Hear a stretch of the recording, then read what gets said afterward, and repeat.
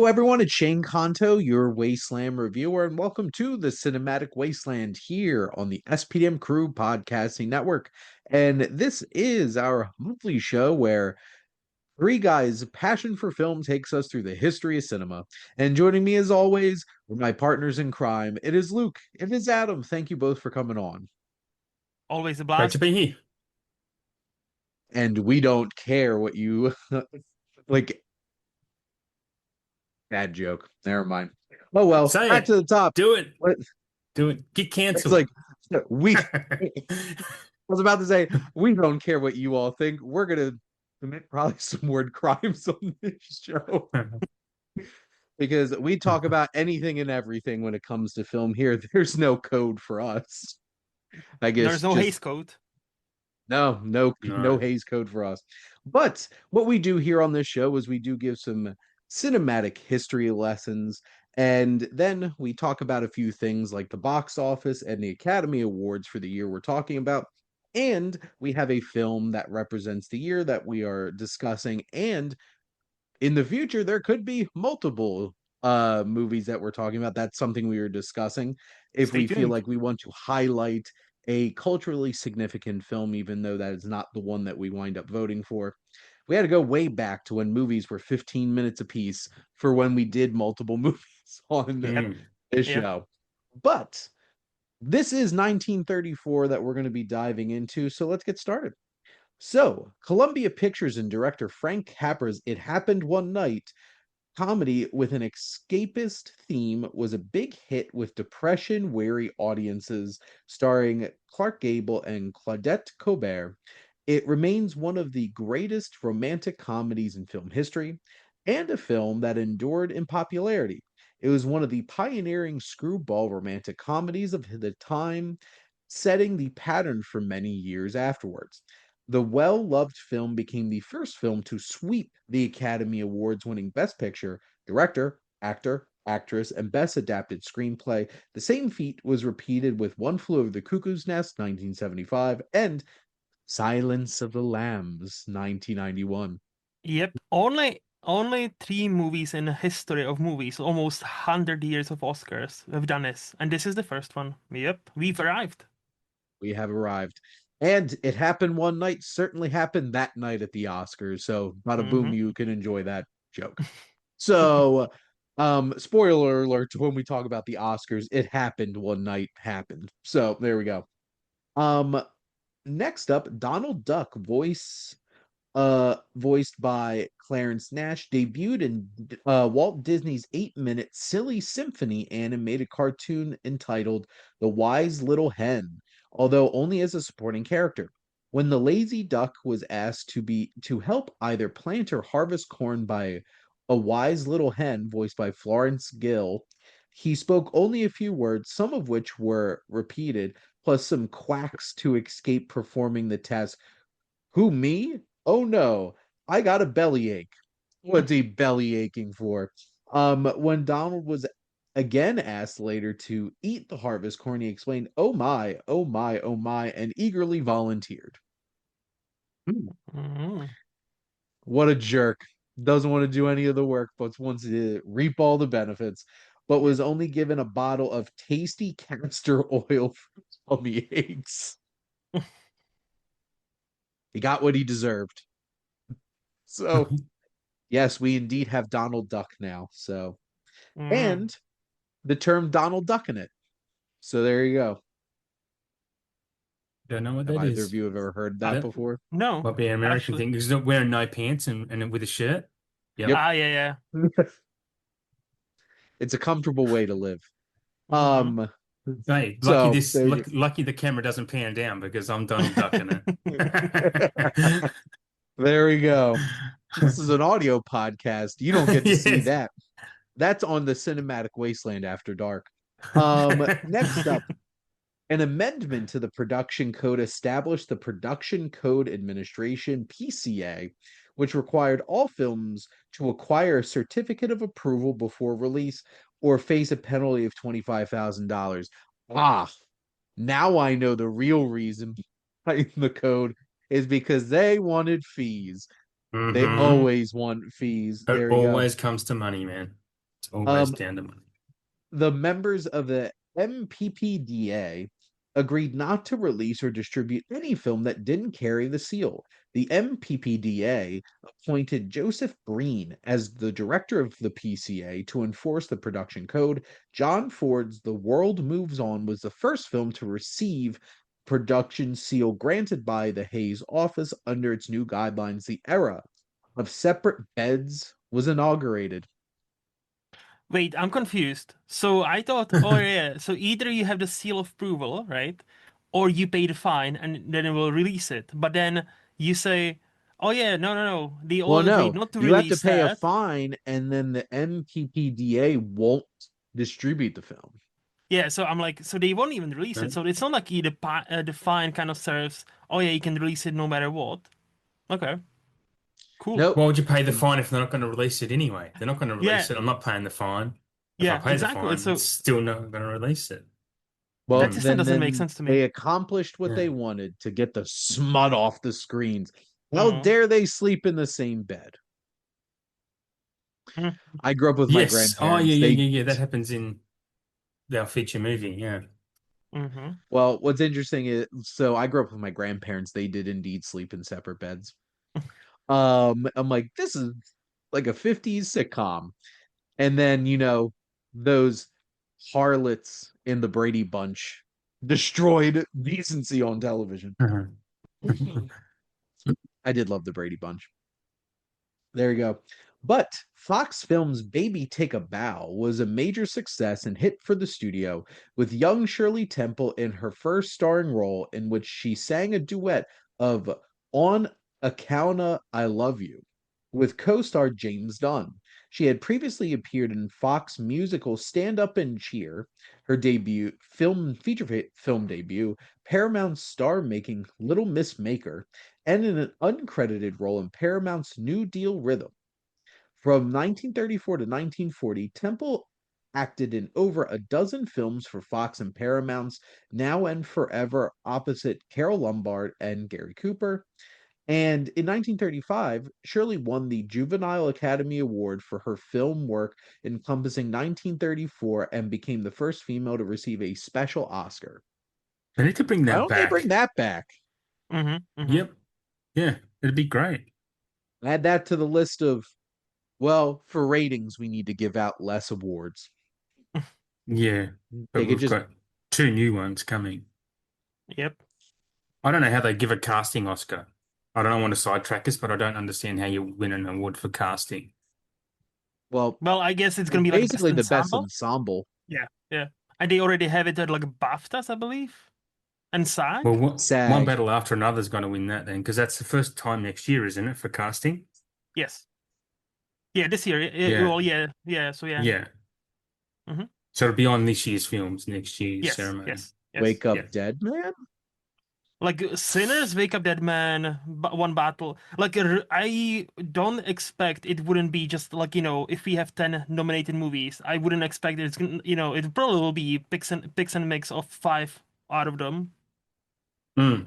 It'll be interesting Yeah. for sure. Because I cannot imagine like hey, and there's this random movie nobody saw, but we think it has the best casting. So this Yeah. like Yeah. Happy This Gilmore is what 2. I mean. Like, yeah. Just Yeah. Because because you Jordan have the Spieth's in most it. people in your movie Yes. doesn't mean it's the best Best casting. casting. No, it's the Otherwise, most yeah, casting. an Avengers movie would Hmm. win every year. I mean, maybe next year. Maybe next year will be Yeah. Doomsday's Mm. Yeah, opportunity exactly. to win. Avengers. Yeah, yeah. I can't, I am Here's best anticipating casting nothing for less than throwing that. $70 million at Robert Downey Jr. desperately to come back. Mm-hmm. Mm-hmm. Yeah. So there you go. Oh This is man. interesting because we're going to be talking about this soon. The Thin Man was the first installment of a popular series of Mm. 6 MGM films from 1934 to 1947, casting a sophisticated, glamorous, pleasure-seeking, and urbane husband-wife detective team of William Powell and Myrna Loy as Nick and Nora Charles. The story was taken from Dashiell Hammett's 1934 detective novel of the same name. Eventually, Powell and Loy appeared in 14 feature films together from 1934 to 1947, one Mm. of Hollywood's most prolific on-screen pairings. I Damn, was that gonna novel. ask. No, Mm. I was With sorry, on negotiation. I was just going to say that novel came out in 1934, and they're like, well, we're going to get a movie out, released Yeah, 1934. it was probably they do that sometimes with the publishers because Dashiell Hammett was obviously well known. Oh, he's got a new book Yeah. coming out. We want the rights. So it's just like yeah, bang. Yeah. yeah. I was gonna ask you guys because I've seen this Thin Man on many lists, like best comedies and all that, right? Have Mm. you known there's a five other sequels? I didn't.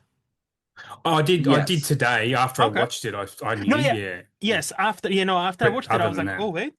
Did you no. see the titles of those sequels? Yeah, I did. They're on. I was just looking at them as we were talking.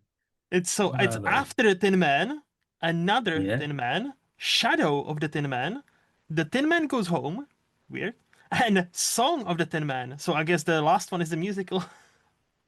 So, What what Pink happened Panther? to the thinner man and the Yeah. thinnest man I and know, the right? lesser thin man?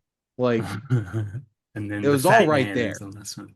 I was gonna say As he it should be ages, it just goes. so The it The should dad be bod like villain man. Thinner Man. origin story Yeah, of the fat man so that imagine they could You can't converge later. you can't drink all that scotch without putting on a little weight. be Like, Thin Man, Thinnest Man, and then you'll be like a trilogy backwards. So it'll be like Fat Man, Fatter Man, Fattest Man. Like Yeah. obesity man. yes. It's But like, you'll see. was William Powell that thin? I thought it was fine. I then thought it would be ironic if, they cast Was was he like though? Was it? Is he the titular character? Like, is he the thin man? Because I don't know if was that So established in the movie. So not in this movie, but apparently in a novel, in the book, Right. yes, he is Okay. the Tin Man. But Gotcha. like I read it on IMDb, that fact is not established until after the fourth movie. Oh So wow.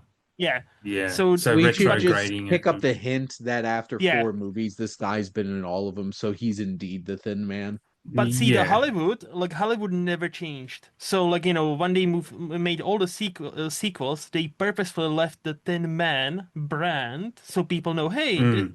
you love this movie that made all the money, so here's five Yes. more.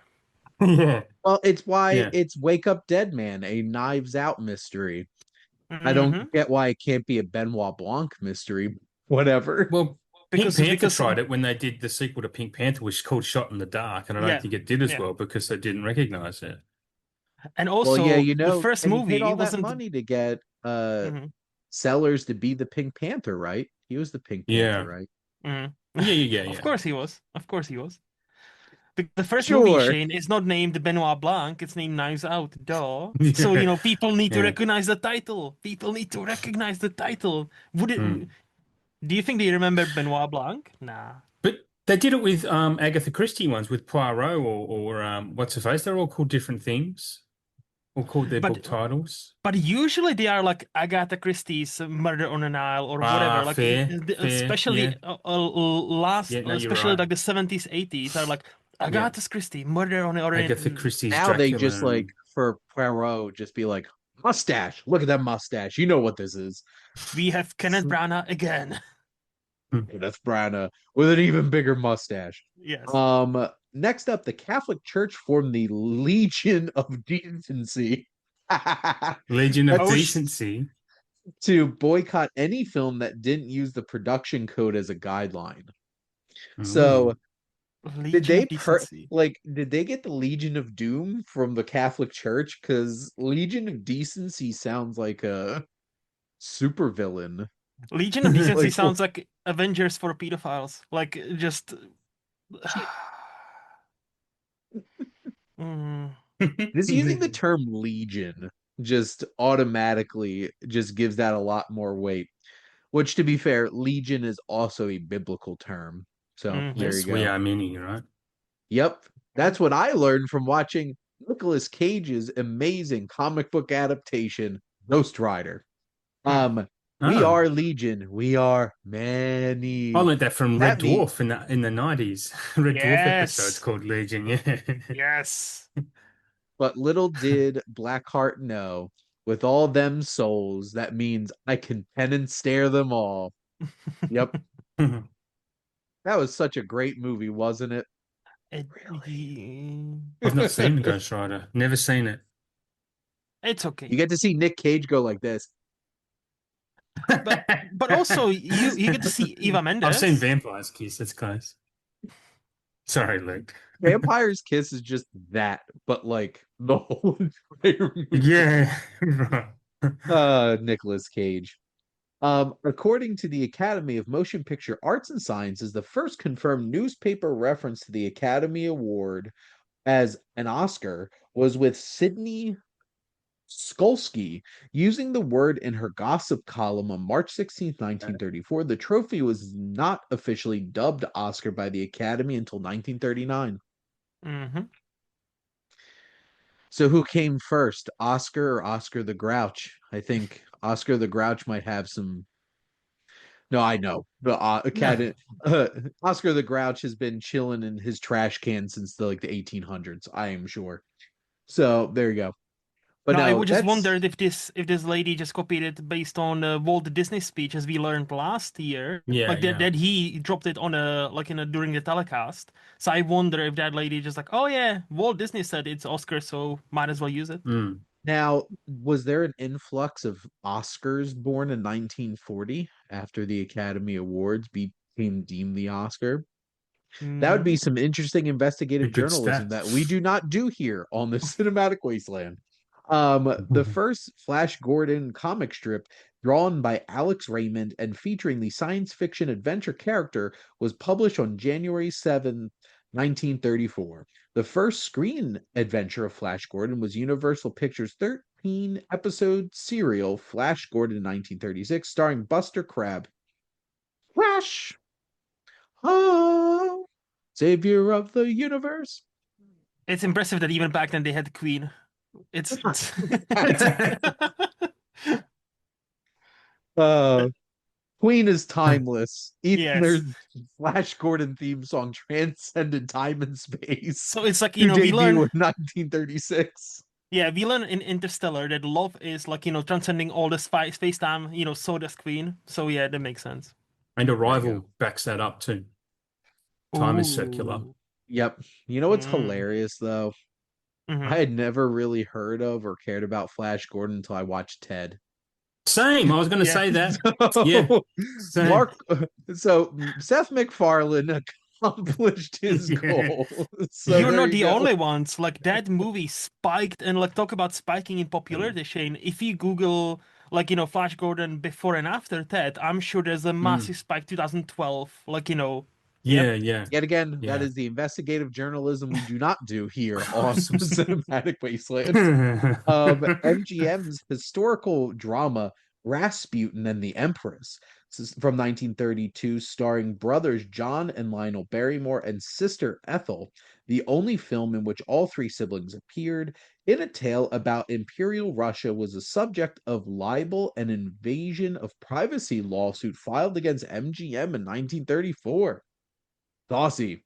It was Damn. claimed that the film inaccurately portrayed the character of the wife of Prince Felix Yusupov, played by John Barrymore in the film, as Prince Paul Chigodiev, Princess Irina Yusupov, played by Diana Wynyard in the film, as Princess Natasha. It claimed the film unfairly portrayed her as a mistress and rape victim of Rasputin, played by Lionel Barrymore. The lawsuit was Hmm. settled out of court. Can you imagine movies being held accountable for historical inaccuracies? I'm guessing Yeah, that's why nowadays that's why nowadays you have it's based on a true story or it's inspired by a true story where it yeah. gives you enough of a shield where it's like, look Hmm. guys, we've polished some details. That's fine. Yeah. It's a just, So yeah. the scene was cut and they've had to pay a $250,000 Damn. fine. The Damn, suit that's a lot of also money. resulted in the decree that a disclaimer had to be added to the credits of this and subsequent films of kind. Motion pictures, work Mm. of fiction, and in any resemblance to Ah, persons living or dead is purely so coincidental. this Coincidental. is where it started. Yeah. Wow. So I have another question then. Mhm. Did Boney M's Rasputin go back through time and be the theme for this movie too? That'd be cool. I I'll I second it. not gonna lie, I listened to a pretty decent amount of Boney M. I do love me some Right. disco, and I have danced to that on Just Dance on the Wii Nice. back in the day. So there you go. So there you go. At least I disco around here. The Three Stooges were featured in the first Columbia Pictures comedy two reel short Women Haters, appearing with major vaudevillian Marjorie White, her last film before a car accident in 1935. It was the first of 190 shorts that the slapstick comedy group made with Columbia Studios until 1959.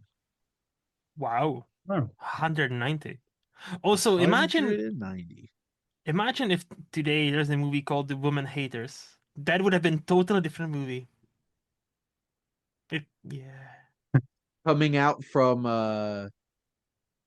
whoever that studio that Yeah, yeah. Ben I know, Shapiro started. like Um Daily something, no, Wyatt, is it oh called no, Daily? Joe Walsh's Daily Wire plus No. original Mhm. film Women Haters. There you go. In And not to dedication be to Charlie confused with the Kirk. Little Rascals and the Yes. He-Man Woman Haters Club. So there you go. Actor Lionel Barrymore began an annual Christmas time tradition that lasted through 1953, first appearing on CBS Radio Network in the role of Ebenezer Scrooge in a dramatization of Charles Dickens' A Christmas Carol. Very Mm. timely as this episode comes out in the month of December. So, 'tis the Merry season. Christmas, you filthy animals, and a Happy New Year. Yes. So, Louis de Rochemont began the documentary newsreel film series The March of Time, Oh Mm. yeah. French. There we go. Um, Warner Brothers became the first studio to shut down its German distribution office to protest the Nazis' anti-Semitic policies. You go, Warner Brothers. Yeah. Okay. Take Okay. it to So them Nazis. where's Because of that go course, woke, go 34. broke mentality Mm. now? Still going. Although they are There we being go. sold off. It only took like 90 years for them to sell off. Famed gangster public enemy number one, John Dillinger, not to be confused with how many rappers have taken that title in the past 30 years, was gunned down outside Chicago's Biograph Theater. Wow, he was shot at a movie theater? Is this Well. Inglorious Bastards? What is this? Is this America? Nothing's original. There's just nothing is original. Why hasn't Tarantino made this movie yet? Um, he was gunned down at the Biograph Theater on July 22nd, 1934, after viewing Clark Gable and William Powell's in MGM's crime gangster drama, Manhattan Melodrama. Obviously, didn't Right. help that movie stand the test of time because I've never heard of it. He was accompanied by two women, his 26-year-old girlfriend, waitress slash prostitute, wow website, sex worker. The preferred Waitress. nomenclature is sex worker, Polly Hamilton, and her former boss, brothel manager. Brothel's still an accepted term, right? Who knows? No idea. Manager Anna Sage, who was wearing an orange dress. Later, she was inaccurately dubbed the woman in the red. Well, Mhm. couldn't that have just been blood? Maybe. Or maybe she had a And red dress. well, she had an orange dress, but it could Oh, have. She had red on her. Like you got a bit of Sean. red on You're her. all Yeah. you're all welcome for that reference for all of you who got it. And he had tipped off the G-men to Dillinger's whereabouts. Why would she tell the New York Football Giants? Uh, I thought the guys who drove G-Wagons anyway. G-men, the term for government agents back in the day. Mm. Yes, that's Um, right. for those who didn't get that reference, but maybe got my American football reference. I Um, love the specificity of her being waitress slash prostitute because that makes me think Like, what was her primary job? Was it a waitress, or was she prostitute on a side? Well, Prostitute on obviously a it was side? waitress One of because them didn't waitress pay was said enough. first. Yeah, Now I'm like going to reference Zoolander. Fabio, this is a actor slash model award instead of model slash actor. exactly. What comes first? What's the primary job? I need to know.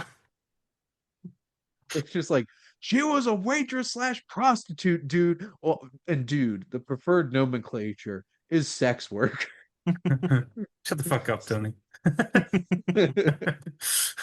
Police officers led by former Texas Ranger Frank Harmer, aka Chuck Norris, ambushed bank robbers Bonnie Parker and Clyde Barrow near Gibbsland, Louisiana, killing them both on May 23rd, 1934. They later became. Spoilers. I've not seen Bonnie or Clyde. Sorry, Adam, I gave away the ending to the or Arthur 90-year-old Penn's movie. Bonnie and Clyde movie from 1967. Um, damn, there's some major the government was on the ball, taking out big criminals at the time in 1934. They're But you not know what messing surprises about. me? It surprises me that Hollywood took like 30 something years to make a movie about Bonnie and Clyde. Yeah. Did they make one before and it just wasn't that popular? Yeah. Let me check, because I would imagine so. Wa- It's Hollywood. Well, yeah, it took Warner until the probably burned 60s it. for them to be able to show them getting lit up like a Roman candle. But gotta So wait for that Hays Code to go away. looks like there was not no Bonnie and Clyde movie before. I can see there's a bunch of TV shows, but it's like a nowadays like a See, no. TV This is beat the them to the first punch. movie. Hmm. The first Wow. use of three-strip Technicolor in a live-action sequence in the film's final scene was in MGM's musical romance operetta adaptation, The Cat and the Fiddle, and the Silver Spoon, Little Boy Blue, and the Man in the Moon, starring Jeanette MacDonald in her MGM film debut and Raymond Navarro. So Technicolor is here in The Cat and the Fiddle. Woo So woo. there Hmm. we go. Just wait 5 years or Wow. 5 months in our time until we talk about the Wizard of Oz, the wonderful Mm. wizard he was. Oh, he was. Um, RKO's two-reel short musical La Cucaracha Mm. was the first live-action film to use a three-strip Technicolor process. Okay. So there you go. And lastly, color movies were first widely shown in the late 30s, although hand tinted and toned films were standard practice in the 1910s and 1920s. Two strip Technicolor had emerged in the late 20s. Technicolor sequences were included in DeMille's The Ten Commandments, MGM's Ben Hur, and Universal's The Phantom of the Opera. And various early sound musicals included two strip Technicolor production numbers as spectacular highlights. Bada boom. Hmm. That's film history for this episode of the Cinematic Wasteland. So there you Nice. go. Hmm. I hope you all enjoyed all that wonderful history. Are we ready for some numbers? Because it's box office time. Yeah, let's do it. So we'll do a quick run through here from top to bottom. At number 10, we have Treasure Island, made $1.164 million. Judge Priest from John Ford made $1.176 million. Here Comes the Navy made $1.183 million. Propaganda, maybe, probably. The Barretts of Wimpole Street made $1.258 million. Wonder Bar made $1.263 million. Tie-in for Wonder Bars. Um, Chained made $1.301 million. Number four at the box office that year, It Happened One Night, made $1.366 million. Forsaking All Others made 1.399. And here's the real winners. Number two is Cleopatra, made Hmm. $1.929 million. And Kid Millions from United Artists made $2 million. So Hmm. nothing wildly crazy like King Kong making serious bank, but did all right. Yeah. See, I Any thought I read on IMDb that Tin Man made like 1.4, that it was one of the most successful movies of that year. Interesting.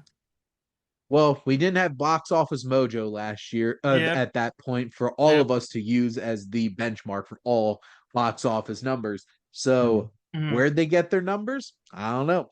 I saw places too where it said It Happened One Night was the biggest movie of the year. Yeah. mhm. I don't know. But, at the end of the day, who really did win? It did. The answer is It Happened One Night because we're Yes. about to Mhm. go into the Academy Awards too.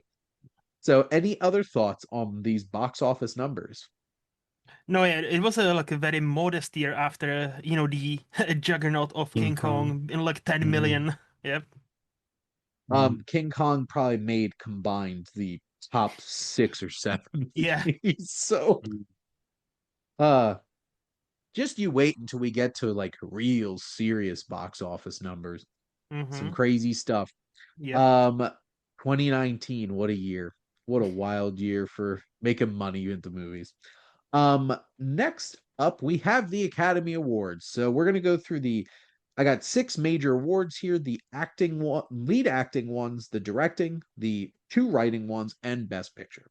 So our nominees for Best Actor were William Powell for The Thin Man, Frank Morgan for The Affairs of Cellini, and our winner, Clark Gable for It Happened One Night. Mm-hmm. Have we Mm. seen all of these performances? I've seen two now. Uh, Scene two as well, I think. I have also seen 2. I will talk about the affairs of Cellini in a little bit, but Nice. do we give it to Clark Gable or William Powell? I'd be happy to Probably. Clark Gable. Yeah. Yeah.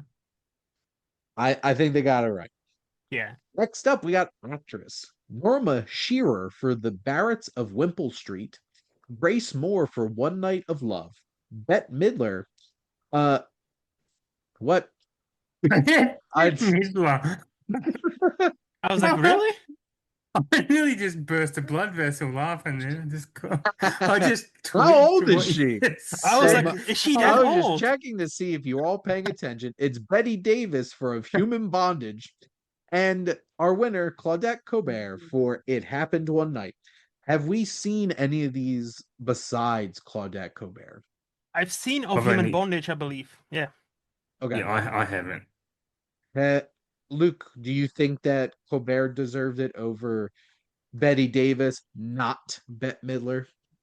I believe so. I think like I remember Betty Davis being pretty good actually in that movie of Human Bondage. The movie itself, it's kind of okay. It's not like spectacular movie. So, but yeah, as we will talk later, I've only seen it happen one night once, and it was probably now 20 years ago. So my memory of it is very shaky. Shaky indeed. Hmm. Next up, directing, we have W.S. Van Dyke for The Thin Man, Victor Schertzinger for One Night of Love, and our winner, Frank Capra, for It Happened One Night. At least from my perspective, I feel like It Happened One Night had a little bit more energy and Hmm. was a little bit sharper. And it was also very interesting that they had a lot of stuff that was like outside, which seems like it's like, well, this movie went outdoors. Seems like such an Yeah, odd choice for being like that's like a brag, but like It back is. yeah. then, I guess it was still kind of a brag. Hmm. Location So shooting, yeah, was pretty rare. I do like for me, I think Frank Capra probably deserved that. Yeah. Hmm. Um, Next up, we have writing adaptation. So we have Ben Hecht for Viva Villa, Francis Goodrich and Albert Hackett for The Thin Man, and our winner, Robert Riskin for It Happened One Night. So obviously Hmm. we've seen The Thin Man and It Happened One Night. Hmm. Have either Hmm. of you seen Viva Villa? Nope. No, I no. would probably still also give this to It Happened One Night.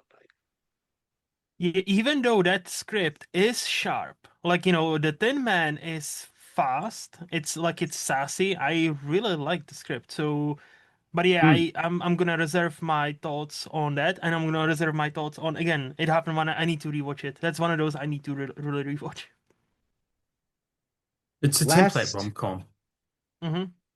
Yeah. indeed.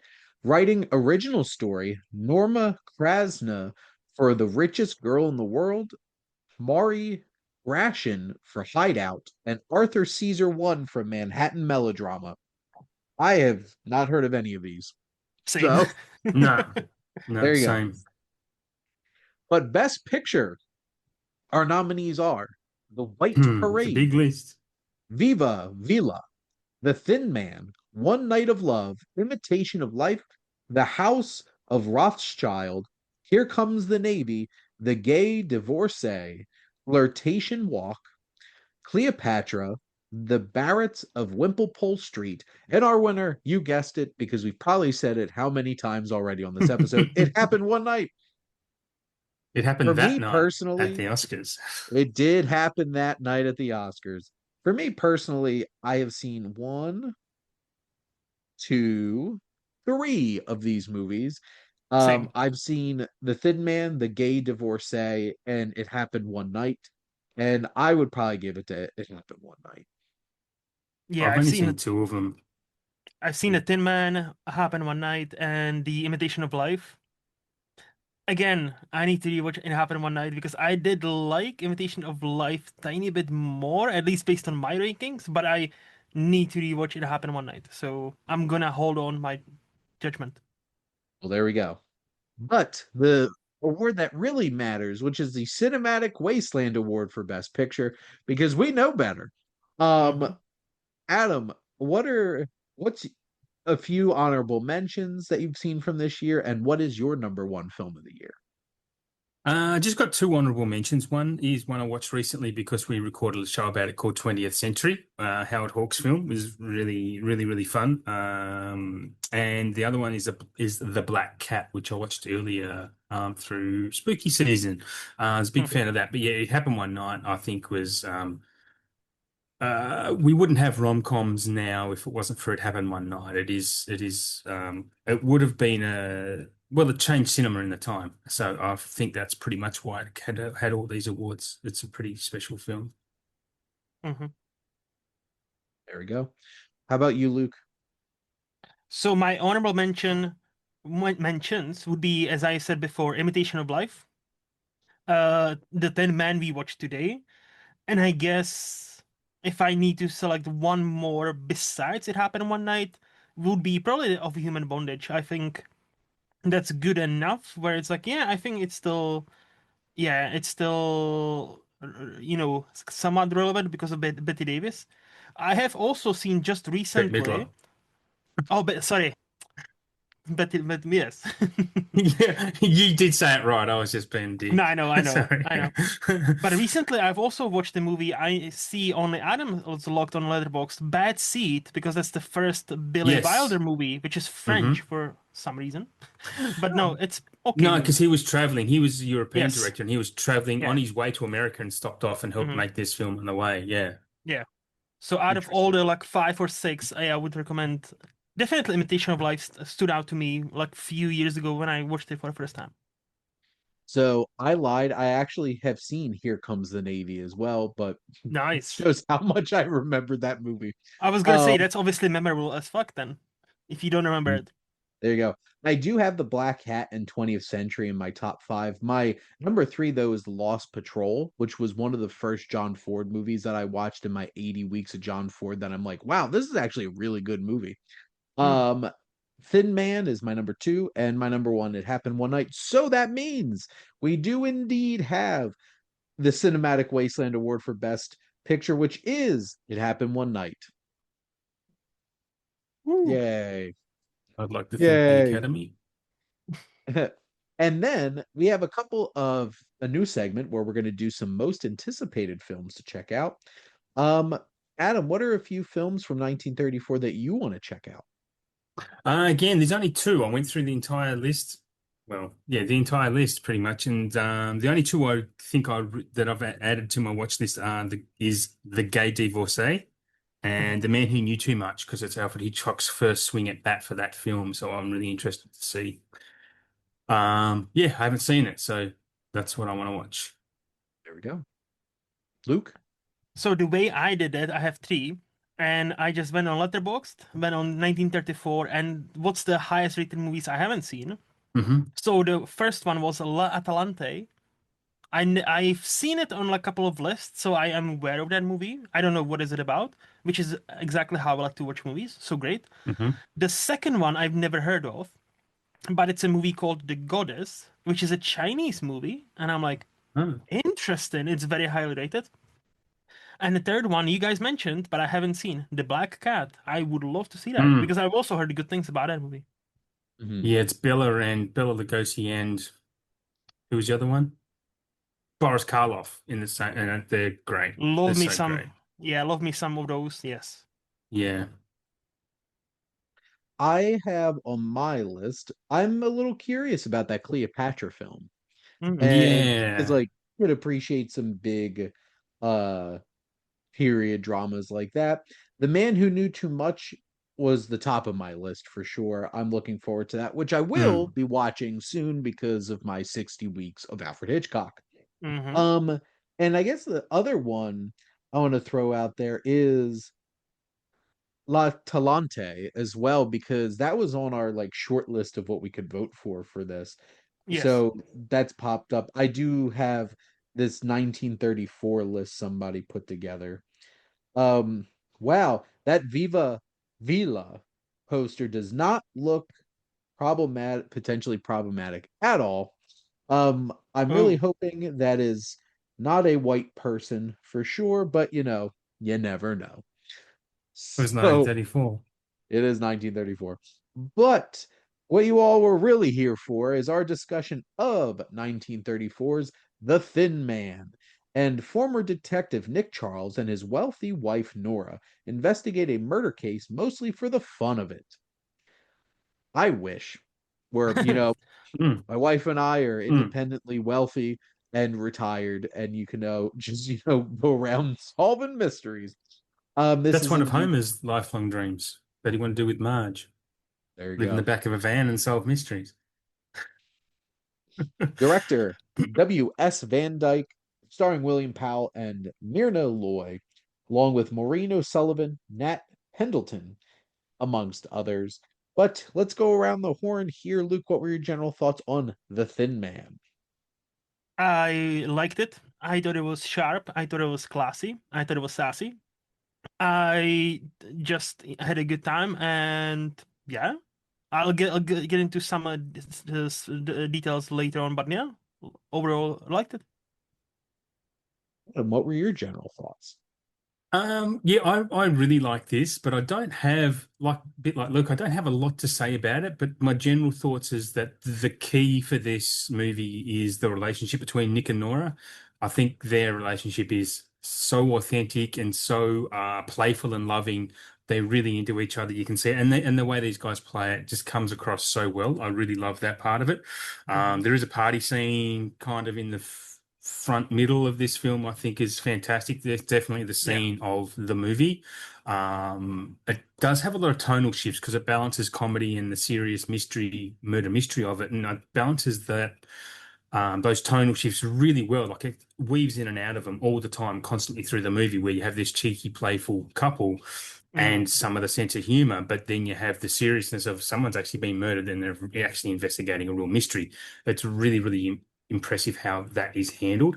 And yeah, but yeah, what about you, Shane? I remember to say it this time.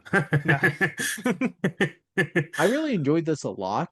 Um, I've seen, like I mentioned, I've seen 11 films from 1934, and like I could see why this one has stood the test of time and why they're like, hey, let's make a series about the two of them because Hmm. yes, Mm, mm, Nick and Nora are a lot of fun, and they have yes. great chemistry between Powell and Loy.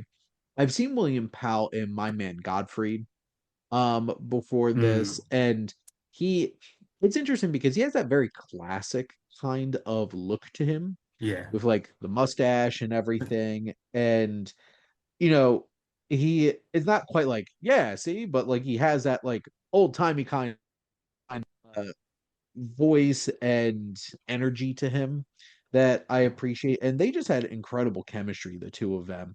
And Mm, whenever they're on screen, even them just like hanging out, I'm like, Yeah, They could make like a yeah, sitcom out of the two of these characters. It yeah. would actually be a lot of fun. Like that Yeah, was Um, my. Oh, sorry, I go. it's like no, go ahead. No, I was gonna say that was my first point. I'll repeat what you said, but that was also my first point. It's so nice to see a movie from that era, and even now, where the partners don't hate each other, but they actually like love yeah, each other, being playful with yeah, each other. Like, yeah. you can see she is as brilliant as him, and vice versa, right? Hmm. It's such a nice shift to see that, and I think that's why Yeah. this movie strikes me as like, oh, this actually will be fun. Also, am I the only one? I'm not saying he looks like him, but like the charisma of Powell, he kind of reminded me of George Clooney with a mustache. Like just the pure kind of Ah, charisma like where I'm for like, my brother, we're out there. kind of, like basically where But Dapper because Dan, man. Dapper yeah, Dan. There you go. because like she's obviously charming and beautiful, so you need to, and I don't think he's ugly, but I don't think he's as good looking as her. So like No, he he's needs not a to have leading that. man, Todd. So yeah, so what I'm saying is he needs to have Mm, that charisma, so you understand. mm, Oh, she's with him because of that reason, and that kind of mm. reminded me of like, hey. George Clooney obviously is sexy as fuck, but also he's got that charisma. Like enters the room and is like, oh yeah, he's the most important person in this room. Yeah. Because like I've seen a lot of people compare George Clooney being like what the Cary Grant Yes, of yes. Mm. today. Yeah, yeah, yeah. And I can see that too because they have those very suave kind of performances, but Hmm. honestly, the best ones are when they're going like zany and fun. Yeah. George Clooney is best George Clooney when he's paranoid George Clooney in a Coen Brothers movie. Hmm. Whether it's Burn After Reading, Oh Brother, Where Art Thou? I can see that, and yes, he does actually look exactly like George Clooney from Oh Brother, Where Art Thou with the mustache and everything. Hmm. Um, I wonder if Nick is a Dapper Dan man. Um, he's probably not using like General Store or hair oil for his hair. But I this is one of those types of films where it's just like I think it had a good mystery to it. I can see why these two were like the big selling point and why you'd want to see them dropped in a whole bunch of different stories and Mm. stuff like that. And, you know, it has some good humor about it. Hmm. It has that good charm about it. And yeah, it does have some tonal shifts. And there's some moments where, especially from this era, there's still that lingering talky drag in some of these films because they're still figuring out talkies Yeah. and how limiting the technology can be from like staging and scenes and Hmm. stuff like that. I definitely felt that a little bit in this film. I'd never felt that watching like It Happened One Night, which is why I feel like Yeah. that one's still one that I really appreciate more and enjoy more. But they're a great pair and all the way up to like that final like reveal moment and everything at Mm. that table and there's a little bit of danger there at the end. Just Yep. like, but what if he killed you? It was like, Mm. but I got him. It's like gotta be real casual about it. Yes. Casual Yeah. in the in the face of danger. Speaking of that reveal, did you guys, guess who's done it, or were you surprised? No, I didn't. Me neither. But that doesn't shock me that I didn't. But yeah, because I I I don't try and guess like because I kind of ruin the movie if I try and guess and then I get disappointed or so I try not to. I had my only initial guess, and I thought it's gonna be this. It was Nick and Nora. They did No, the killing so they could set this up as a playful way to have like some this movie fun. has like 10,000 characters and they're like interlinked. So I thought it's the boyfriend of a mom from her, like the daughter. So the dad gets killed, right? Mhm. So his daughter, so her mom has like a slim boyfriend that's like a bit shifty. So I Ah, thought it's him, right? That he's because he's a playing thin man. So because are the you saying he's the slim man? yes, and I thought there's like some alluding to he doesn't work, he doesn't have money, he's relying on her for money. So I thought like he's maybe like double timing her, like she gives him Mm. money and then he steals What money a from leech. her. He's definitely a Yeah, killer. that's why I thought, oh, he's maybe double timing that, and he was kind of shifty. So I was like, maybe that was my guess. So I was surprised with that reveal. I I'm with Adam. I actively try not to solve mysteries while watching movies because like I just want to be along for the ride.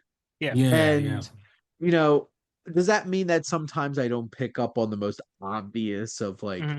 come on, Mm, they didn't show the body. How did you think he was really dead? Hmm.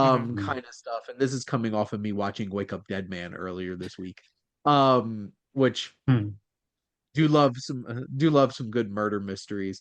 And then I actually mm. just watched a screener for Fackham Hall yesterday, which is I've a heard spoof of of it. Downton Abbey and Gosford Park. Oh, that's that. Yeah. How was it? It was Oh, that's a hilarious. Jimmy Okay. Carr. It's a Jimmy Carr movie, isn't it? Yeah. Fucking hell, yeah, yeah. I knew there's like a spoof of Downton Abbey and all that. I didn't know that's how it. Yeah, yeah. Hmm. Because they throw a little murder mystery in there, and you would not guess what actually happens with that. But like, Okay. I love a good mystery where it's Hmm. just like, oh, that legitimately shocked me because I hate getting things spoiled for me. I don't want to know what happens. The Same. whole entire like, uh, to be this way, red letter media, it's subverted my expectations. I want that kind of stuff. And yeah, I thought that this was a fine mystery that built up well and had a fun payoff at the end. And, you know, there was a couple slower moments, but generally, like, this is a lean 90-minute movie. Hmm. Hmm. So Mm. it it gets in there, it gets out there. We have a lot of charm and charisma and chemistry coming out of our leads here. And I think it sets up a decent sense of danger without like we don't want too much danger getting in the way of us having fun. Yes. It's Mm. that kind of movie. So I think it did enough to balance that for the most part. There's just Hmm. I think the reason why this wasn't something that overtook it happened one night. There's some moments where it dragged a little bit for me. Yes. And Same. I think that's it's fine. A lot of Mm. films this era, and like I have to give a lot of respect to filmmakers at the time because like Hmm. I can't imagine trying to figure out a brand new technology and being like, we need to do our best with this. Like Hitchcock struggled with some of the Yeah. films from this era as I'm watching them, that some of them like really felt like they were taking away his cinematic voice.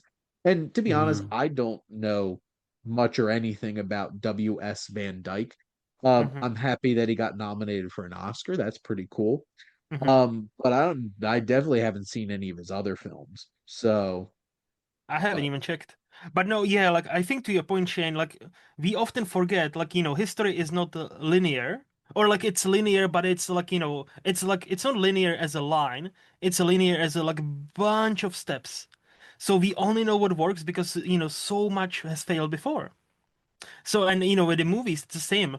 That's why if you go through history, as we are, and many times like we talk about this movie, it's a great movie. It's not like it survived I think it's still kind of relevant because like again, I've seen it on a bunch of lists, like yeah. the funniest movie of this, and obviously the dynamic of hey, we can have a husband and wife who don't hate each other. They are best buddies, Mm. and they have the means to actually just chill, and if they want, they can solve mystery, a murder, and we can be funny. So I appreciated that. And yeah, is there more to it? Probably not. But am I intrigued? Did I love both of them and the dog so much that I'm actually willing to and wanting to watch the five sequels that followed? I actually am. Yes, I would love to watch all the five movies that followed after. Yeah, me And too. I'm what were pretty their keen. names again, Luke? After Tin Man, another Tin Man, Shadow, the Tin Man goes home, which is that's to me such a weird title, but okay. And Song of Which the Tin Man. looking at William Powell's IMD4, it's just Hmm. the Thin Man, my man Godfried. After the Thin Man, another Thin Man. So they got one not Thin Man. Mm. In that obviously that was like his big meal ticket Got and a that role. franchise. Yeah, Is this the first franchise? Or one of the I first? don't think it's a first, but maybe. Hmm. Hmm. starred. certainly showed Oh that. no, it couldn't have been because it would have been doing Laurel and Hardy and Fatty Arbuckle movies. I mean, they're kind of French. Oh, they're not really IP, are they? They were just different movies with the same people. Yeah, Hmm, I we'll interesting. have to think on that. This is the type of investigative journalism we don't do We don't on the do. Cinematic Wasteland. But not to put this podcast bit down, but like I'm looking at the director, W.S. Van Dyke. Yeah. First of all, he was a gold miner, a lumberjack, and a railroad worker and a mercenary before he became director. But I think the reason we didn't hear much from him, he committed suicide Oh no. 1943. So Oh, he only was 53 years old. I was trying to look why. Doesn't you couldn't pick say. a career, I suppose. Oh yeah, but oh, he was suffering. He was dying of cancer apparently. So that's why Ah, he. okay. Oh, and that's why he just ultimately wanted to end it Yep, himself. fair Well, enough. this got real dark real quick. I was gonna say sorry Um, Yep. for that. Sorry about Way to that. bring the tone down. I know, I know. Anyway, The went Tin from Man is a very happy lumberjack, movie. went from lumberjack to this to that to killed themselves because they were dying of cancer. Yes. So, Yes, do we have any other final thoughts about the Thin Man? it's a funny movie. You should watch it. We should. Let's move along. Definitely recommend. Definitely recommend. Yes, Yes, would yes. definitely recommend. This Mhm. is definitely one of the films that you should check out from 1934 for sure. Mhm. But that is the wrap on our discussion of The Thin Man. And that is a wrap on another episode of the Cinematic Wasteland. Next month, we'll be diving into 1935 and talking about Mutiny on the Bounty, one that has Mhm. been remade plenty of times. And this is like that first iconic one that was made. No Marlon Brando in this one. But thank you all for listening. But Luke and Adam, thank you as always for coming on and going through film history with all of our fun shenanigans. It's always a Always, delight, man. yeah, always a blast. Thank you for having us. We are full of shenanigans here on the Cinematic Wasteland. We might not be full of a lot of cinematic Knowledge. journalism. Um, I think we have a decent amount of cinematic knowledge at this point. We watch Decent, yeah. movies. If you combine the amount of movies that we all watch each year, Mm, It's an insane amount. Yes. but yeah. and we're not going to tell you because we don't want you to judge us. But that is indeed a wrap here on the Cinematic Wasteland. Thank you all for listening. Make sure to like, comment, and share on this episode. What is your favorite like murder mystery, like investigator couple? I don't know if there's too many like couples that pop up in movies that investigate together, but there are plenty of Hmm. investigators that come, whether it's in movies or television. You know, the Jessica Fletchers of the world. I'll always go to Murder She Wrote. I love me Yes. some Murder She Wrote. Yeah, still watch that. Um, and make sure to follow or subscribe wherever you listen to your podcast. The SPDM Crew Podcasting Network is ever expanding. You have so many different shows, a lot of them about movies, and you should go check them out. And more importantly, if you want to be a guest on one of these shows, you know, like Luke's Flicks and Chill, which you should totally do, and go talk to Luke for a couple hours about life, movies, and the eternal hellscape that we all are living in here in 2025, soon to be 2026. Mm-hmm. Or you know, on any of these other shows, you can talk about your movie collections on Curbside Collections. We do love movies. But or if you have your own idea for a podcast and you want a place to, you know, harvest those ideas and let it grow, make sure to reach out to us on our website. And if you like our logo, my buddy Joe did it. Joe's a fun guy. He does some great work. You should check out his Etsy store. And most importantly, thank you as always for tuning in and supporting the Cinematic Wasteland here on the SPDM Crew Podcasting Network.